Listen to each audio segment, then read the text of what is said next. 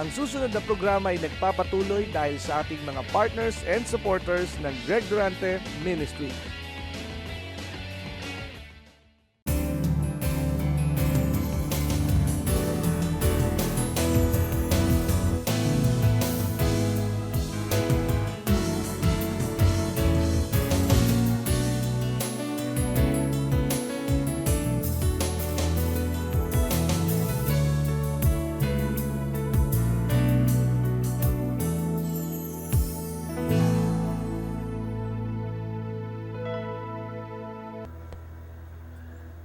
Ang Diyos po'y napakaganda. Siya po ang kayamanan na walang katumbas. Dahil siya po ang may likha ng langit at lupa. Kung nasa iyo ang Diyos, wala ka pong talo. Kung sinasamahan ka ng Diyos, hindi ka po maliligaw. Amen? Kaya napakaganda po ng mensahe ngayong gabi. Titiyakin ko po sa inyo. Titiyakin ko po sa inyo na kayo ay mapagpapala ng gustuhan. Amen? Oh, purihin ng Panginoon. Isang halimbawa ng mensahe ngayon. Si Haman ay galit kay Mordecai. At binalak niya patayin si Mordecai. Pero si Haman na nagbalak ang siyang pinatay doon sa kanyang inihandang bitay. Dahil laging ang Diyos ang hukom. Amen? Laging Diyos ang hukom. Kaya kung ano man ang ating nadaramang parang pagkaapi, magdiwang ka na lang at may nang aapi sa iyo. At pag nagdiwang ka sa Diyos dahil may umaapi sa iyo, ang Diyos, kamay ng Diyos ang kikilos doon sa mga umaapi sa iyo. At sila ay ilulugmok at sila ay mapapahiya ng lubusan at hindi na sila makababangon. The weapon that is formed against us shall prosper. Every tongue that rises up in judgment against us, we shall condemn. So ano po ang ibig sabihin? Ano ang sandata? Chismis, paninira, puri. Yun ang sandata ng kaaway para ikay manghina ang loob. Pero ano raw ang gagawin mo pag sinisiraan ka? Condemn the word. Pag sinabi sa iyong wala kang kwentang tao, wala kang pinag-aralan, iyong sumpain yung mga salitang yun. Hello? Salita po yun ng Diyos. Sasabihin mo na isinusumpa ko yung mga salitang isinusupla sa akin. At kikilos po ang Diyos. Dahil ang lingkod ng Diyos ay may mana at siya ay laging ipaglalam at ipaghihiganti ng Diyos. Manahimik ka lang doon sa umaapi. Huwag mo silang papatulan. At makikita mo na buong langit ay kasama mo. Do not make yourself too little because of bitterness. You have only short time to live. Do not waste each day of your life by bitterness. Alisin mo lahat ang kapaitan, sama ng loob. Alaala ko ang isang misyonero after Second World War sa Europe. At napakaraming mga bata na naulila dahil kung hindi na matay ang kanilang mag-ama sa digmaan, nabomba ang kanilang bahay. At nakakalat sa lansangan ng mga bansa ng Europa ang maraming ulila. At may isang misyonerong Amerikano na gumawa siya ng makeshift na orphanage. At ang ginagawa niya dahil katatapos lang ng gera kaya walang supply, nanghihingi siya sa mga sundalong Amerikano. At isang gabi pumasok siya sa isang bar at naglalasingan yung mga sundalong Amerikano. At nung siya humihingi ng pera, dahil nga doon sa kanyang mga ampun, sinipa siya ng isang sundalong lasing na at dinuran ng pangalawa. At siya lugmok at siya tumayo. At hindi ko makalimutan yung sinabi niya. Salamat sa iyong paggulpi sa akin pagdura. Yun ay para sa akin. Ay yung para sa mga ampon ko. Nakasahod pa rin ang kanyang kamay. Ang tawag po doon ay focus on your purpose. Kailangan nakatuon ka sa iyong layunin at nag-iyakan yung mga lasing na marino at binigyan siya ng pera. Amen? Alam mo, Diyos lang ang kailangan natin. Ulitin ko, Diyos lang ang kailangan natin. At kapag ang iyong kailangan ay napuno, yung iyong mga gusto ay ibibigay sa iyo. When your need is met, your want shall be provided for. So what is your need? The Lord. Hello? Kaya kapag nasa iyo ng Panginoon, dahil ang Panginoon ang ating kailangan, yung kailangan mong tuition sa June, idaragdag sa iyo ng Diyos. Yung kailangan mong bahay sa taong ito, idaragdag sa iyo ng Diyos. Pero kailangan mapuspos muna yung iyong need. So what is your need? Simpleng-simple po ito at napakaliwanag. Our need is Jesus Christ. So if you have Jesus Christ, your need is supplied. When you have Jesus Christ, your want will be provided for. This is truths. Tingnan mo ang iyong katabi, kaya ay malakas. Dahil nasa kanya si Jesus. So, billionize. So, ito po isang salita na hindi tumutukoy ito sa pera. Ito po tumutukoy sa di mabibilang na gamit ng kapangyarihan ng Diyos. So, billionize your anointing. Ang ibig sabihin, use your anointing billions way. Billions way. So, gamitin mo yung iyong anointing sa maraming bilyon na pamamaraan.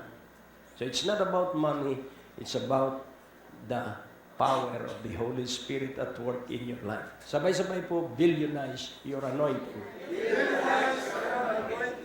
So, ang may tatlo pong bagay bago tayo manalangin. Una, kailangan ito ay ating matugunan. So, what are we going to do in order to use the anointing? Ano ang ating gagawin para magamit natin ang anointing o ang kapangyarihan ng banal na Espiritu? So, pangalawa,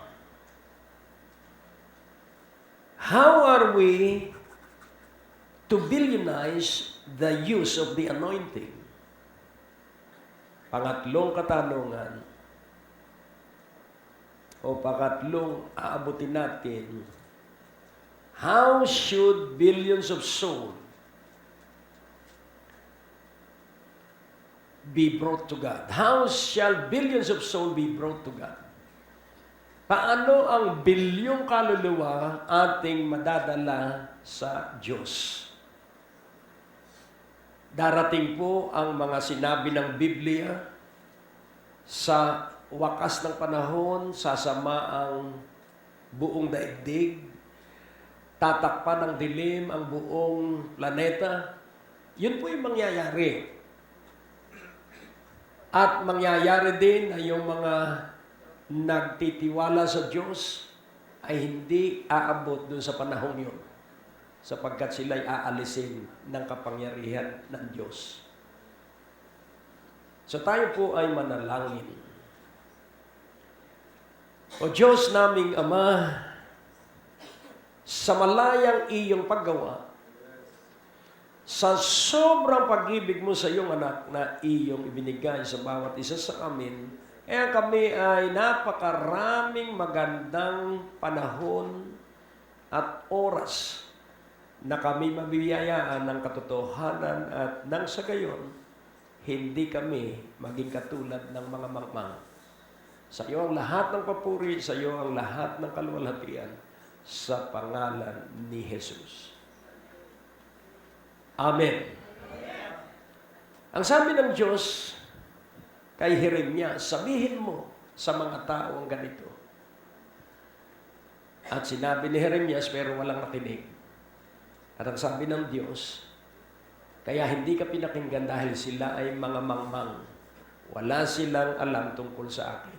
Pumunta ka ay sa mga matatalino na alam nila ang aking salita, alam nila ang aking kalooban. At sabihin mo ang aking pinasasabi. At nabigo din si Jeremias dahil hindi rin nakinig yung matatalino. At ang sabi ng Panginoon, kung gayon, sabihin mo sa kanila na darating ang isang mapusok at mabagsik na bansa mula sa hilaga upang sila ay parusahan. Pero, inutusan ko yung mabagsik na lahing yun na huwag silang uubusin. At ang sabi niya sa Israel, huwag ninyong ipagmalaki na nakainom kayo ng tubig ng Euphrates sa panahon ng Assyria. At ang sabi niya sa mga galing Ehipto, huwag ninyong ipagmalaki na nakainom kayo ng tubig ng Nilo o Nile River. Ang ipagmalaki ninyo, kilala ninyo akong inyong Diyos. Kaya ang hamon po dito sa Billionize Your Anointing is for you to know God personally. Para sa iyo na makilala mo ang Diyos sa personal na pagkakilala. Sapagkat ang may personal na pagkakilala sa Diyos ay marami mang suliranin, pero siya ay may kapanatagan. Sapagkat nasa Kanya ang prinsipe ng kapayapaan. At kailangan po na tayo ay magtagumpay na sa laman. At ang laman po ay nasasaktan tayo kapag tayo'y pinintasan. Nasasaktan tayo kapag tayo ay hindi isinali o isiningit sa mga mahalagang gawain. Kailangan mapagtagumpayan natin ang laman. Kaya ito pong gabing ito, kapag natanggap mo ang mensahe, ikaw po'y aangat ang antas doon sa mature level. Wala po yan sa lugar, wala po yan sa simbahan, wala po sa denominasyon yan, dahil ito po'y personal. Kailangan magkaroon tayo ng kaunlaran internally. It is not outwardly that we shall be transformed. It is always inside. Ang pagbabago po, ang transformation po, nagsisimula sa loob. Hindi po sa labas. Kaya pag maghahanap ka ng mga taong babago sa iyo o makatutulong sa iyo, wala ka pong matatagpuan. Pero kapag ikaw ay maalab at hinahanap mo'y taong matutulungan, marami pong susuporta sa iyo. Hello? Amen. Sapagkat tandaan mo, kapag ang isang tao sabi ng isang quotation, kapag ang isang tao ay inakay mo dahil gusto niyang makaabot ng tuktok ng bundok, kahit hindi mo gustong pumunta sa tuktok ng bundok, pag inakay mo siya, una ka pa na makakaabot sa tuktok ng bundok. Amen? Bakit? Dahil nasa baba mo siya, mahina nga siya, natatakot, baka madupilas. Kaya pag tumulong ka sa kapwa-tao mong nangangailangan, magugulat ka dahil ikaw ang unang magtatagumpay para maangat mo yung isang taong nangangailangan ng iyong tulong. Billionize your anointing. Alisin mo ang tingin mo sa iyong sarili. Patayin mo ang laman. Dahil hanggat binibilang mo ang iyong gagawin, hindi ka po tatagal. Israel, ikaw ay wawasakin ko, sabi ng Diyos, dahil sa inyong mga Diyos-Diyosan. Huda, mas masama kayo kaysa Israel dahil kayo, tinawag kong maglingkod sa akin pero ayaw ninyong maglingkod. So ang problema ng Israel at ng Huda, Diyos-Diyosan at di paglilingkod. At kung titingnan po natin, ikaw po ay magiging mapagbilang ng iyong gagawin. Kailangan magtagumpay ka ron na pang 8 oras lang ang trabaho mo. Ang atin pong paglilingkod ay walang oras, sapagkat ang Diyos natin ay walang hanggan. Kaya unawain po natin, kung ibig mo ng maraming pagpapala, kailangan ding marami ka rin gagawin. Hello? Do more to God. so that God can do more to you. Kailangan magtagpo tayo, ang Diyos at tayo. Kaya pansinin ninyo, ilang gabi na kayo? 11. Ako sinisipo na at pag ilang araw na parang sasara na yung mata ko, pero I have to go on. Amen? Kailangan makapagpatuloy tayo sapagkat nasa atin ang anointing. Ano?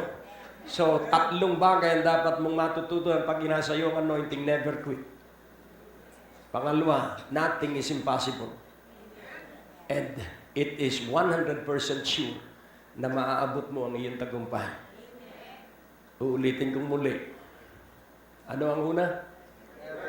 Never quit. Ano po yung salitang never? Wag na wag kang, ano ang Tagalog sa quit? Ano?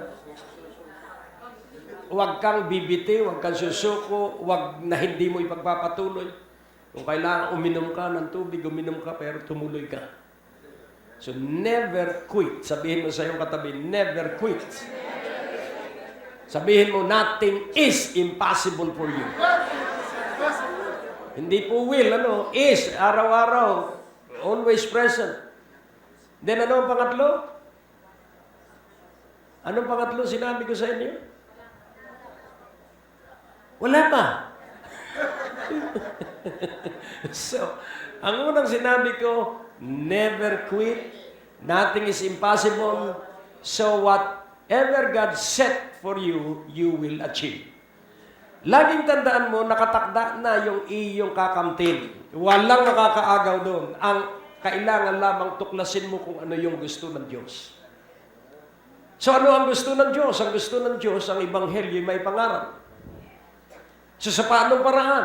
Sa akin, ang gusto ng Diyos ay ipangaral ang Ebanghelyo sa radyo, telebisyon at internet.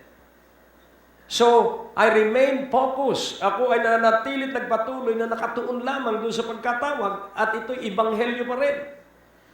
Kaya nga kung papansinin po natin, ikaw ay pauunlarin ng Diyos kung ikaw ay may pag-ibig sa Ebanghelyo. Sabihin mo sa iyong katabi, uunlad ka kung ikaw ay may pag-ibig sa Ebanghelyo. Do not lose sight on the gospel. Amen. Hallelujah. Huwag mo nga alisin sa iyong paningin ng Ebanghelyo. Sapagkat ang Ebanghelyo ang layunin kung bakit tayo ay na-born again. Ang Ebanghelyo ay dapat ipangaral, ang Ebanghelyo dapat ipagsabi. At kapag ito ay iyong pinangarap, sasamahan ka ng Diyos at ikaw ay laging pagtatagumpayin katulad ng mga nauna na katulad naming naglilingkod sa Kanya. Hinding-hindi ka po pinababayaan ng Diyos. So ano ang ating gagawin? Dahil natiyak na natin, never quit. Nothing is impossible to you or for you. Whatever God set for you, you will achieve. Nakatakda na yan eh. Yung destiny natin, ito po na isulat na ang ating kinabukasan ay maganda. Ngayon, ating silipin. So, kailangan po malakas tayo internally. Pag malakas ka internally, kahit po ang katawan, kailangan malakas ang iyong immune system. At kailangan din na ang iyong spiritual na buhay ay malakas din ang immune system.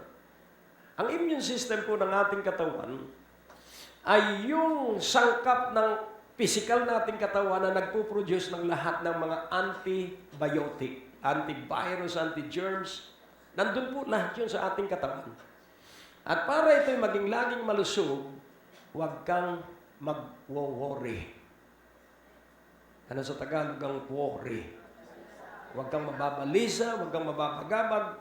Sapagkat ang sabi ng Panginoon, ilagak ninyo ang kabalisahan ninyo sa akin. Kaya pag sumingit sa iyo ang pagkabalisa sa pantuition ng iyong anak sa Diyos, ilagak mo agad sa Panginoon yun. Ito po yung pantuition ng aking anak. Ito po yung kailangang pangpagawa ng bahay ng aking anak. Ito po yung kailangang kotse ng aking anak dahil siya po ay lalakad sa buong Pilipinas. Ito po. So ilagak mo lahat at ang Panginoon ay natutuwa at siya ay gagawa kasama ng mga taong hindi nag-aalala. So ano ang unang aalisin mo? Alalahanin. Pangalawang aalisin mo, pasanin o kabigatan. Sapagkat ang sabi ng Diyos din, ilagak ninyo ang inyong mga kabigatan sa akin at kayo ay susustentunahan ko. Cast all your burden upon me and I will sustain you. Yung word na sustain is sustenance. Yung sustenance ay pagtustos. Para siya ang magbuhat ng iyong dalahin. At ang dalahin ay kadalas ay nasa isipan. Yung pagbubuhat na ginagamit ay balikat. Madali pong maalis yung pagod doon, matulog ka lang. Gawin mong unan yung binubuhat mo at paggising mo, buhatin mo uli.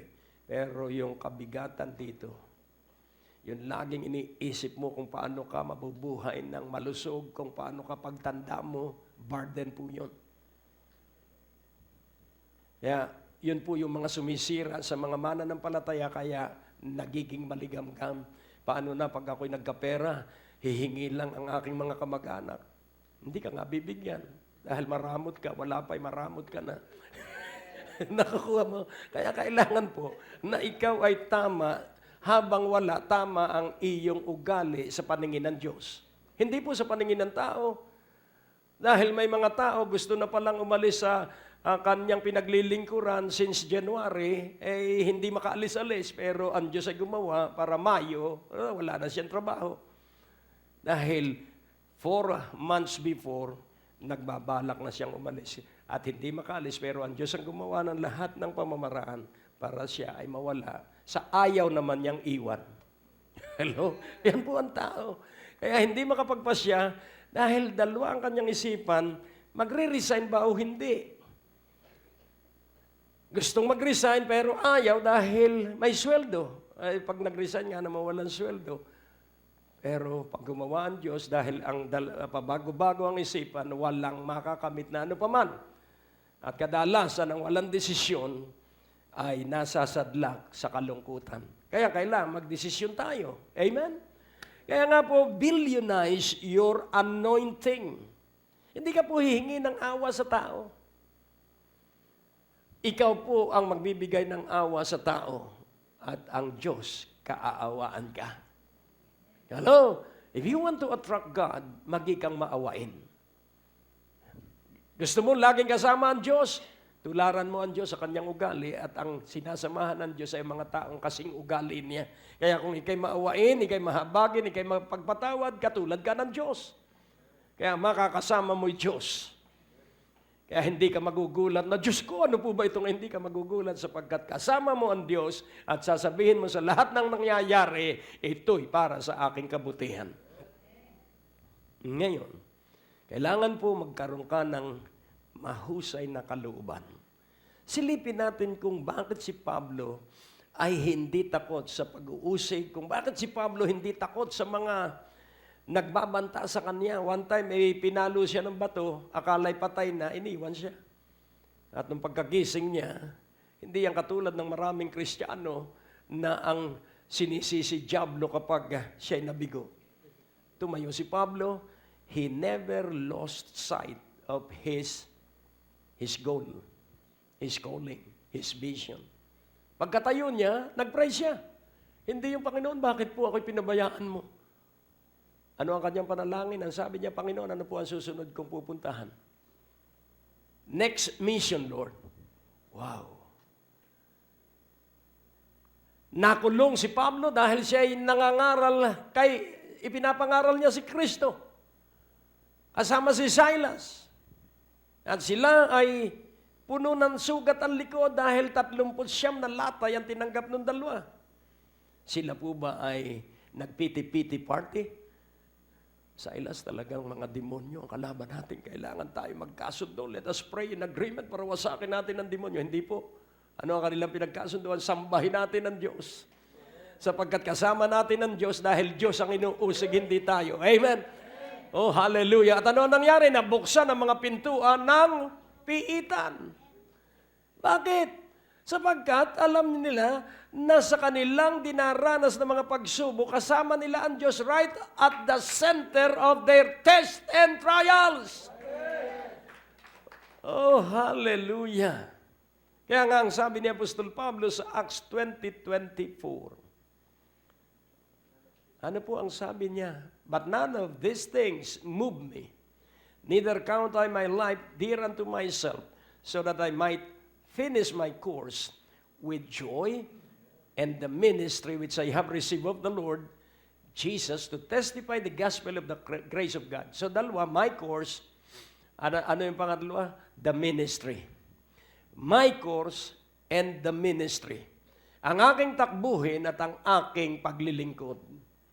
So, alam niya na siya ay may takbuhin at alam niya na siya ay may paglilingkod na natanggap sa Panginoon. At ano ang kanyang takbuhin? Ano ang kanyang paglilingkod? To testify. To testify the gospel of the grace of God. Kaya pag ako'y nagkapera, wala akong gagawin kundi gugulin ko yun to testify the gospel of the grace of God. Pag ako'y binigyan ng mga pagpapala, wala akong gagawin, gugugulin ko yun to testify the gospel of the grace of God. Nakukuha niyo po? Kaya magugulat ka na lamang pag hindi mo na pinoproblema ang pangangailangan ng pamilya mo, magugulat ka na lamang dahil ang Diyos nang namamahala sa pangangailangan ng pamilya mo. Bakit? Because hindi mo kinakalimutan your course and your ministry, and your course and ministry is to testify the gospel of the grace of God. And what is the gospel of the grace of God? Na ikaw at ako ay pinatawad at iniligtas dahil kay Hesus Kristo. Oh, purihin ng Panginoon. So, billionize your anointing. Use your anointing in a billion ways. Walang piti party. Walang awa-awa sa sarili. Kailangan kumilos ka at huwag mong tingnan kung sasahod ka o hindi. Humakbang ka at tumuloy ka sapagkat ang Diyos ay kasama mo at kailanman hindi kanya gugutumin. Walang naglingkod sa Diyos na nagutom. Walang naglingkod sa Diyos na lumakad ng pinabayaan ng Diyos. Wala akong sandali na nakatandaan sa aking buhay na nakalimutan ako ng Diyos. In my 34 years, going 35 years of ministry, hindi nagkulang ang Diyos. Kaya I challenge all of us, billionize your anointing. Use your anointing in a billion ways. Amen? Tandaan mo po, iisa ang iyong sisikaping pagandahin. Sa 24:16, ito ang strength ni Paul. And herein do I exercise myself to have always a conscience void of offense toward God and toward men.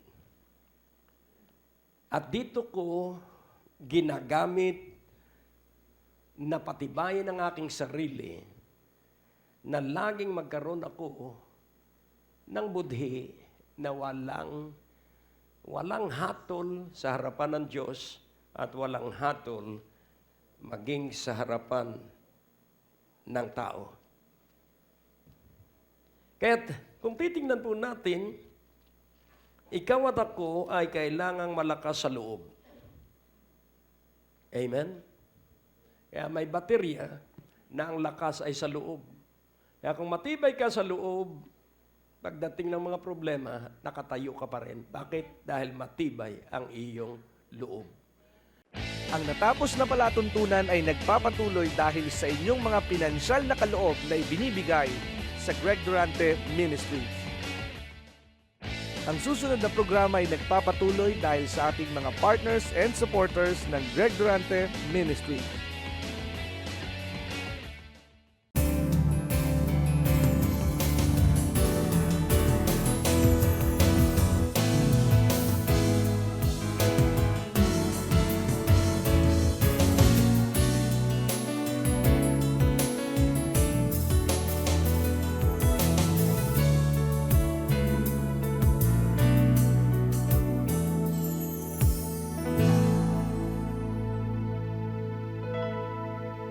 Kaya't kung atin pong uunawain, how shall you billionize your anointing? Ang pag-usapan po natin ay anointing. Ano po ba ang anointing? Do you have the anointing? Yes, of course, you have the anointing. Dahil kung wala kang anointing, hindi mo ako pakikinggan. So you have the anointing. Nakikinig ka eh. Pag ako ay nagsalita, amen, nag-amen ka eh. Ibig sabihin, may anointing ka. Sabihin mo sa iyong katabi, may anointing ka. Pag ginamit mo yan, dadami yan at lalakas. Oh, purihin ang Panginoon. So use the anointing and it will be increased. It will abound. So, ano nga ba ang anointing?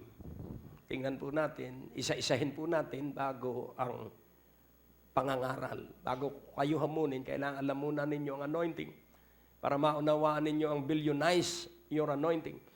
Sa 10:27 ng Isaiah 10:27, what is the anointing here?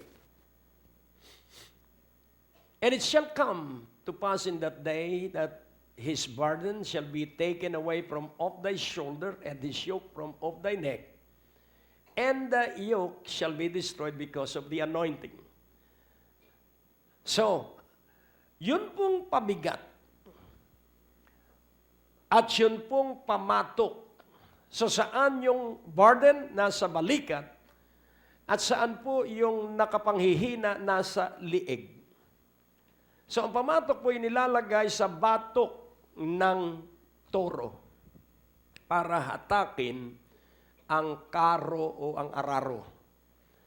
Kaya't nasasakal siya nung pamatok sa liig.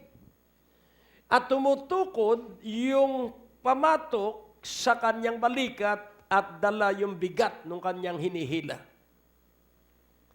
Pero pansinin po natin ang sabi rito, the anointing. Ang ibig sabihin, kahit meron kang dalahin, kahit meron kang kabigatan, the anointing.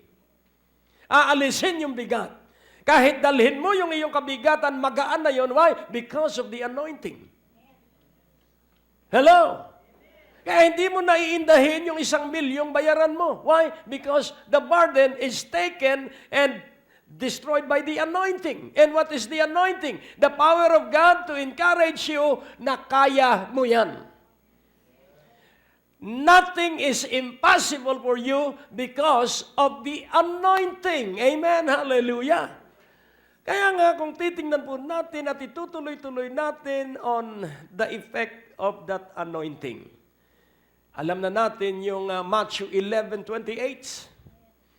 Come to me, all you who labor and are heavily laden, and I will give you rest. So labor, physical exertion. Heavy laden, yung mga laman ng ating isip, gagawin ko pagkagising sa umaga, ganito, mamayang 9:00, ganito. Those are works to be done within a day na nasa isipan natin. Kaya nagsisimula ka pa lamang doon sa unang gagawin mo sa maghapon, pagod ka na because you are laboring. You are exercising or using your physical strength. Kaya kung hindi ka nakatulog ng husto sa magdamag, 9:00 pa lamang, ikay inaantok na. At ang sabi po dito, come unto me all ye that labor and are heavy laden, and I will give you rest. Halika kayo, mga tatay, mga nanay. Tatay, marami ka bang pananagutan sa iyong pamilya? Nanay, marami ka bang pananagutan sa iyong mag-ama? And this is a command, not an option. Come unto me. Halika. Tatay, nanay na maraming pasalin sa buhay. Tatay, nanay na maraming kailangan sa buhay. Halika, halika. Para hindi mapagod ang iyong katawan. Ang ibig sabihin, hindi niya alisin yung ating gagawin. Tayo'y magtatrabaho pa rin. Pero hindi natin mararamdaman yung pagod sa biyahe. Hindi natin mararamdaman yung pakikipagsiksikan natin sa MRT. At magugulat ka na lamang isang araw, hindi ka na nakikipagsiksikan sa traffic na lang dahil may sarili ka ng sasakyan.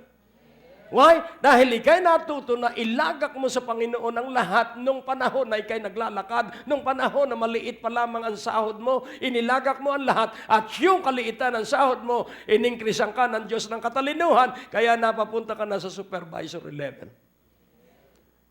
Kukuha niyo po? Kaya kahit maliit ang sweldo mo ngayon, mag-enjoy ka sapagkat iaangat ka ng Diyos yung lihim na nakakakita sa kasipagan mo dahil tinatrabaho mo ng 16 oras yung sweldo mong 8 oras. Kaya maliit ang iyong pasahod. Bakit? Kaya mo namang gawin yung 8 oras sa 2 oras. Sabi nga nung isang kakilala namin, lagi po akong binibigyan ng mga gagawin dahil yung workload ko na 8 hours, natatapos ko ng 2 hours. Kaya naman, ang sweldo niya, 140,000. Dahil ginagawa niya ng 2 hours yung 8 hours na assignment. So, pansinin po natin, ikaw ang magpapakita ng kasiglahan. That is billionizing. You are using the anointing in a billion way. The anointing is the wisdom from above na gagamitin sa iyo so that you will have bright understanding of what God intend to do for you. Gagamitin mo yung kapangyarihan ng banal na Espiritu para maggawa mo yung ipinagagawa sa iyo ng Diyos at matanggap mo yung itinakda ng Diyos na pagpapalang para sa iyo. Hindi po trabaho natin yon. Kaya nga ang sabi ng Biblia, if you be willing and obedient, you shall partake the best of the land. So ano po ang tawag ng Panginoon? Halika kayo sa akin. Ang pananalig din ay paglapit sa Diyos. At ang sabi sa verse 29, take my yoke upon you. So, katugma nung Isaiah 10:27, take my yoke upon you and learn of me. For I am meek and lowly in heart, and you shall find rest unto your souls. Take my yoke upon you. Saan inilalagay ang yoke? Sa liig. At ang sabi ni Solomon, ikwentas mo sa iyong liig ang karunungan. Ikwentas mo sa iyong liig ang salita ng Diyos. So what is the yoke? The Word of God.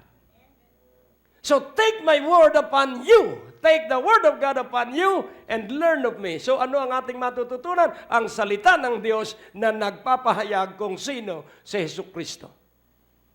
At ano ang dapat nating matutunan sa buong Biblia? Na tayo'y maging kasing amo ng Panginoon. Amen? At saan yung ating kaamuan at kababaan? Sa puso. Hindi po sinabi sa nguso. Dahil pag nagsalita, alam mo, pastor, ako'y maamo. Alam mo, pastor, ako'y mapagpakumbaba. Sinong linulok mo? Ang pagpapakumbaba po hindi ikinukwento. Ito po'y ipinakikita. Amen po ba? Kaya makikita mo ang mga maamot mapagpakumbaba kapag kumain yan sa mesa ng simbahan, laging malinis yun pagkakaalis nila. Hindi nagkakalat yung ipis. Billionize your anointing. Sa maliliit na bagay, ikay pinagmamasdan ng Diyos kung ikaw nga ay mapagkakatiwalaan sa malaki. Kung hindi mo maayos yung mga bagay ng simbahan, paano kang pagkakatiwalaan ng para sa iyo? Kung hindi ka tapat sa hindi sa iyo, hindi ibibigay ang para sa iyo. Kung hindi ka nag-iikapo, hindi ka bibigyan ng proteksyon. At kung hindi ka nagkakaloob, hindi ka bibigyan ng mansion. Hindi narinig. Take my yoke upon you and learn of me, for I am meek and lowly in heart, and you shall find rest unto your souls. And verse 30, ano sabi? For my yoke is easy, and my burden is light. Ang hinihingi ng aking salita, ang disiplina ng aking salita ay madaling gawin kung gagawin. At ang kabigatan o pananagutan na hinihingi ng aking salita ay magaan. Easy and light. Madali at magaan. Light and easy. Magaan at madali. Kaya sabi ng iba, ang hirap namang maintindihan ng Biblia. Bakit hindi niya maintindihan? Sapagkat wala sa kanyang Espiritu ng Diyos. At kapag ang Espiritu ng Diyos ay nasa isang tao, it will be easy and it will be light. Madali at magaang maunawaan ang salita ng Diyos. Bakit? Ang isang pinananahanan ng banal na Espiritu ay ganito ang kaamuan. Diyos ko, hindi ko po kaya ito. Hindi ko po alam ito. Kaya kung hindi mo ako tuturuan, banal na Espiritu, mamamali po ako. So, humility is admission that you need the teaching, personal mentoring of the Holy Spirit. Alam mo na ang humility.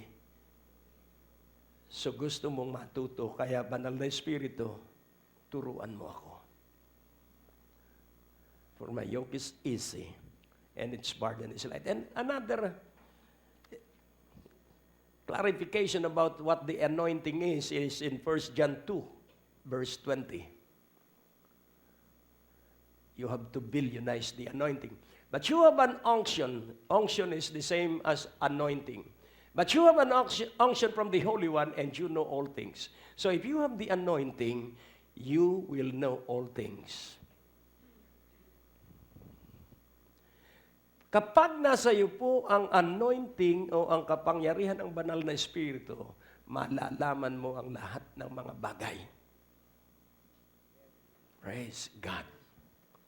Didiktahan ka ng banal na Espiritu, katulad ng pagkagaling namin sa Bagak Bataan after maghapong Life in the Spirit Seminar. Sakay kami ng bus. At ang sabi ng unction o ng anointing, isara mo ang bintana dahil bumaba na yung katabi namin, kasama ko ang asawa ko at ang panganay namin, si Pastor Dexter. Isara mo ang bintana. Isinara ko. Pagliko namin dun sa may kanto ng Caloocan papuntang Maynila, binuhusan yung bus ng mabahong tubig na itim. Kaya yung mga bukas ang bintana, nagmumura. Dahil isip-isipin mo naman, nakasakay ka ng bus at mabahong, galing kanal yata yung tubig. Pero kami, okay lang. Praise the Lord. Dahil may babalaan Diyos ahead of time. You shall know all things. At dahil maghahating gabi na, kailangan makauwi na kami. At habol, pasang ko yung bata at hawak ko ang asawa ko, habol namin yung jeep. At yung jeep na may huminto. At nung ako'y sasakay na, ang sabi ng boses, huwag kang sasakay, mga hold-upper yan. Bumalik ako. Hoy! Halik kayo! Ay, hindi na. Sa loob-loob ko, hold-upper kayo. If you have the anointing from the Holy One, you know all things. Nakukuha niyo po? Dahil po ang anointing ay personal na pakikipag-usap sa Diyos. Nakukuha niyo po? Dahil ang Diyos po ay napakabuti. Hindi niya tayo pababayaang mag-isa. Sa verse 27, ano po ang sabi doon? But the anointing which you have received of Him abideth in you, and you need not that any man teach you, but as the same anointing teacheth you of all things, and these truths, and is no lie, and even as it hath taught you, you shall abide in Him. Ano po ang ibig sabihin? Mananatili ka kay Jesus, mananatili ka sasama kay Jesus kapag natutunan mo yung mga bagay na dapat mong matutunan. Dahil pag hindi mo natutunan kung ano ang mangyayari sa iyong pagsunod sa Panginoon, hindi ka susunod sa Panginoon dahil hindi mo alam ang mangyayari kapag ikay na sumunod. Pero kung alam mo, because of the anointing, na lahat ng nagbibigay, babalik sa kanila ang ibinigay nila ng siksik, liglig, pikpik at nagumapaw. At lahat ng itinanim nila, aanihin nila. Nakukuha niyo po? It's only the anointing that will convince and persuade you na tama ang ating ginagawa. At mananatili ka kay Jesus. Kahit na mawala yung iyong mga kasamahan dahil hindi sila maniniwala, pero ikaw na naniniwala, ikaw ang matitira at magligligan man ng langit at lupa, ikaw ay nakatayo sapagkat iaangat ka ng Diyos sa iyong bundok. O purihin ang Panginoon. Sa 14:26 ng John, the anointing will remind you of everything. Hindi ka po magkaka-Alzheimer, hindi po ang iyong brain cell ay hindi po magiging parang choke. Yun po ang Alzheimer, yung mga brain cell ay nagiging parang choke. But the Comforter, which is the Holy Ghost, whom the Father will send in my name, He shall teach you all things and bring all things to your remembrance whatsoever I have said unto you. So yung pagkapaliwanag ko po sa inyo nung isang gabi, dito sa 13th night, na ang puso natin walang problema. Ang may problema sa ating isipan natin, pag hindi nagkasundo ang puso at isipan, wala pong action na mangyayari. Kaya kailangan po gamitin natin ang puso at gamitin natin ang isipan para po sa pagkilos at paggawa. Courage is in the heart, bravery is in the mind, and boldness is in the will. Kaya ikay hahakbang at hindi ka matatakot sapagkat alam mo, walang imposible sa mga nagtitiwala sa Diyos. So, the comforter. So, the anointing here, the unction on the other book of John, and here the comforter is the Holy Ghost. Whom the Father will send in my name, He shall teach you. So, kailan ipinadala ng Ama? Sa Acts 1:8. Hindi na natin titingnan yun. Pinababa na ang banal na Espiritu. So, ating pansinin, tuturuan ka ng anointing. So the anointing of the Holy Ghost will teach you all things, and the anointing, the Holy Ghost will bring all things to your remembrance. Kaya nga, kung titingnan natin ang ating brain is two parts, conscious and subconscious. So, nakikinig ka ngayon. Paglabas mo dyan, wala ka nang naalaala. Huwag mo nga akalaing wala kang maaalala. Ipaaalaala ng banal na Espiritu yung lahat ng narinig mo ngayon. Kaya bang gawin sa iyo ng banal na Espiritu yung lahat ng narinig mo kahit hindi ka nag-take notes? Dahil yung lahat ng narinig mo ay nasa iyong subconscious. Lahat ng nakita natin nasa subconscious natin, from consciousness to subconsciousness. At sa panahon na kailangan mo yung iyong narinig, ipapaalaala ng banal na Espiritu yung iyong narinig at ikaw ay muling ililigtas at ikaw ay muling magiging napakaunlad at ikaw ay magiging laging napakaligaya sapagkat babalikan mo yung tatlong sinabi ko sa inyo that everything is set at sigurado ang iyong tagumpay. Kaya never quit. Amen? Huwag kang titigil, tuloy-tuloy ka lang. And then ang pangatlo, in reverse order, ano ang pangatlo? Never quit because nothing is impossible for you. Once na maranasan mo ang pagsama ng banal na Espiritu, ang pagtuturo ng banal na Espiritu, maghahamon ka na gawin ang lahat ng iuudyok sa iyo ng banal na Espiritu. So that is billionizing the anointing. You are using the anointing in so many great ways as dictated upon or as whispered by the Holy Spirit. Kaya kailangan tuloy-tuloy ka at makinig ka lang ng makinig. At magugulat ka sa mga magaganap na mga himala at pambihira sa iyong buhay. Meron sa inyo na nagdadalawang loob. Kung magpapatuloy ka sa pagdalo hanggang 13, ito ang sasabihin ko sa inyo. Tumuloy ka. Tapusin mo. Tuloy-tuloy. Amen? Hallelujah. Kung ako nga, tuloy-tuloy. Amen?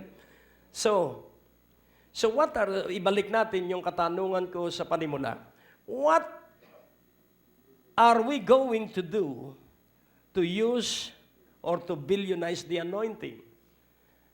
So, yan, atin pong tingnan yan. So, naunawa po natin na ito po, read your Bible every day. Kaya nakita ko po ang 3 tigta-3 o 4 na tigta-3. Ito, isulat po ninyo, in order for your anointing to be used in 1 billion times and ways. So, isa na lang po ito, pati yung 3 tanong na ito, how are we to billionize the use of the anointing and how should, how should, yung pangatlo, how should, ano yung pangatlo? Okay, review natin. How should billion of souls be brought to God? So, una, huwag mong kalilimutan na maging malakas sa iyong espiritual na buhay. Meron pong 4 na tigta-3. Unang tambalang 3, huwag mong kalilimutan that His mercy endureth forever. Pangalawa, that His grace is your power. Pangatlo, that peace will guard your heart and mind. So yun yung unang tambalan, the mercy of the Lord will work for you and not against you. And the grace of the Lord will work for you, not against you. And the peace of God will guard your heart and mind. So hindi ka po mahi-headstroke, hindi ka po maha-heart attack. Why? Because the peace of God is guarding your heart and mind. So hindi ka mag-iisip, hindi ka ma-overwhelm ng mga pangyayari sapagkat may kapayapaan ka sa iyong puso at sa iyong isipan at kaya ka may kapayapaan dahil kinaawaan ka ng Diyos. Hallelujah! At ikaw ay biniyayaan ng Diyos kaya tuloy-tuloy at ano ang mangyayari? So you will receive favor, you will receive power, and you will receive reward. Kaya pag ginamit mo yung tatlong magkakatambal na ito, mercy, grace, and peace, you will be favored, you will be empowered, and you will be rewarded. Hallelujah! At magugulat ka na lamang kung saan-saan manggagaling ang mga tutulong sa iyo sapagkat ang Diyos ang mag-uutos na puntahan ka at dalhan ka ng lahat ng iyong kailangan. Kaya sabi nga ng Queen of Sheba kay Solomon, ang lahat pala ng narinig ko sa iyo ay totoo, na ikaw pala'y napakatalino, na ikaw pala'y napakayaman, pero kakalahati yung nakarating na balita sa akin tungkol sa iyo. Pero ngayon kaharap na kita, kaya lahat ng yaman ko ibibigay ko sa iyo. Yan po yung Queen of Sheba. Kaya nga ating unawaing mabuti, ikaw at ako ay mahal na mahal ng Diyos. At ikagugulat mo ang lahat ng mangyayaring hindi mo inaasahan. Because when God start to bless you, it is beyond your imagination, it is beyond your asking. Kaya tuloy-tuloy ka lang. At ikagugulat ng iyong mga kamag-anak ang gagawin sa iyo ng Diyos na hindi mo pinangarap, hindi mo inisip. Sapagkat ang Diyos ang may isipan. At ang pangatlong tambalan, rejoice evermore. Pray without ceasing, in everything give thanks. So if you are rejoicing,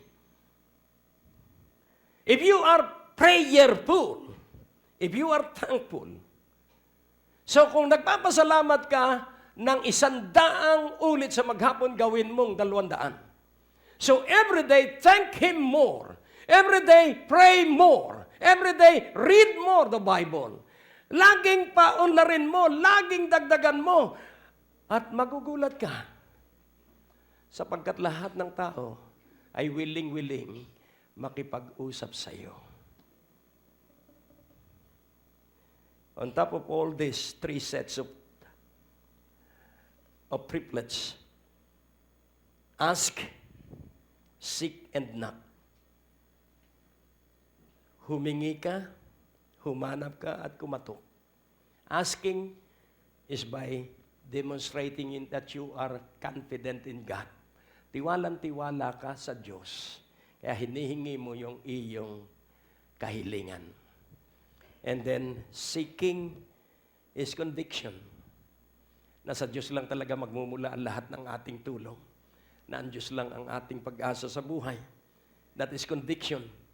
And when you are convicted that it is only God who can help you, and He is, pag ikaw po'y nakonbikta sa puso't isipan mo na Diyos lamang ang makatutulong sa iyo, doon po magsisimula ang ibigan mo at ng Diyos personally.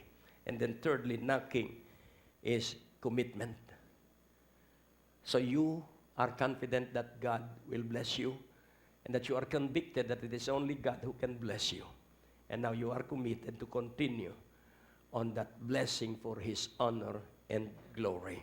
So in closing, billionizing your anointing is understanding that you are anointed by the Holy Ghost and that you have to use that anointing in a billion way or maybe a trillion way kung ano man ang gusto ng Panginoon. So use your anointing. Kapag kaharap mo yung imposible, stop for a while and ask, Holy Spirit, ano ang gagawin mo? Hindi yung ano ang gagawin ko, ano ang gagawin mo? Amen? Mas maganda po yung tanong na yun, ano ang gagawin mo? Diyos ko, ano ang ginagawa mo? Hindi yung Diyos ko, ano ang aking gagawin? Diyos ko, ano ang ginagawa mo? Dahil tayo'y katulong ng Diyos. Sino ang gumagawa? Kung tayo'y katulong, sino ang gumagawa? Kung tayo'y lingkod, sino ang Panginoon? Kung tayo'y alipin, sino ang Panginoon? Eh di hindi tayo ang may gawain. Kanya ang gawain at tayo katulong lang. Kaya show me now thy glory. Amen? Let me know thy way. So ipakita mo po sa akin ang iyong karangalan, kaluwalhatian. Ipakita mo po ang iyong pamamaraan. So you will be deeply in love, passionately in love with the Holy Spirit. Thereby, that love of the Holy Spirit shall flow through you to the Father and to the Son. At matutuwa ang mag-ama at sasabihin nila, huwag nating ilihim sa kanila yung ating ginagawa. Amen? Kaya isisiwalat ng Diyos sa iyo araw-araw. Gigisingin ka ng Diyos. Alas 3 ng madaling araw, alas 4 ng madaling araw. Na ang layunin, hindi para puyatin ka, para kwentuhan ka nung gagawin niya sa maghapon. Kaya huwag mo sasabihin, this oras naman ng gabi, ba kung isisiwalat sa iyo, na sa ikatlong kanto, nandun ang iyong kayamanan, ay gumising ka na ng madaling araw, pag ginigising ka ng banal na Espiritu. Amen. Kaya nga, laging araw-araw po, nakaamba ang malaking pagpapala, nakaamba ang malalaking himala, at ang gagawin mo lamang ay makiayon sa ginagawa ng Diyos sa iyo. Amen? At yung sakit na iyong dinadala, magugulat ka sapagkat wala ng epekto yon sa iyong isipan at sa iyong katawan, at isang araw, tunay na ikaw ay malayang-malaya na at maaawit mo malayang-malaya na. Amen? At maaawit mo na tuloy-tuloy, tuloy-tuloy. At maaawit mo na rin buhos, buhos, buhos. Bakit? Dahil may karanasan ka lagi sa himala ng Diyos. Amen? At wala nang magiging imposible sa iyo. Hindi ka nahihingi. Uutusan mo na lang ang mga sakit sa mga katawan. At yun po ang kabuuan ng Billionize Your Anointing. You are anointed to heal the sick. You are anointed to heal the poor. You are anointed to set the captives free. So billionize your anointing. Use your anointing in a billion ways. At ano ang mangyayari? Yung pinagaling niya ay magugulat. Sa halip na sa doktor magbayad, ikaw ay bibigyan ng love gift. Ang Diyos ay napakabuti sapagkat ang Diyos ay kumikilos at gumagawa para ang kanyang dakilang pangalan ay tanggapin ng lahat ng Pilipino at buong daigdig. Oh, ang Diyos po ay napakabuti. Sabihin mo, napakabuti talaga ng Diyos sa atin. O Diyos na dakila amang makapangyarihan, salamat sa iyong kapaliwanagan, banal na Espiritu, about the billionizing the anointing. We will use the anointing in a billion ways. Dictate upon our heart and guide us by your sight, by your eyes. We love you, we praise you, we give you the honor, the praise, and the glory in Jesus Christ's name. Amen. At hindi ko po tatapusin ng sermon na hindi kayo hinamon. Na isuko ang inyong buhay at tanggapin si Jesucristo ang tagapagligtas ninyong personal.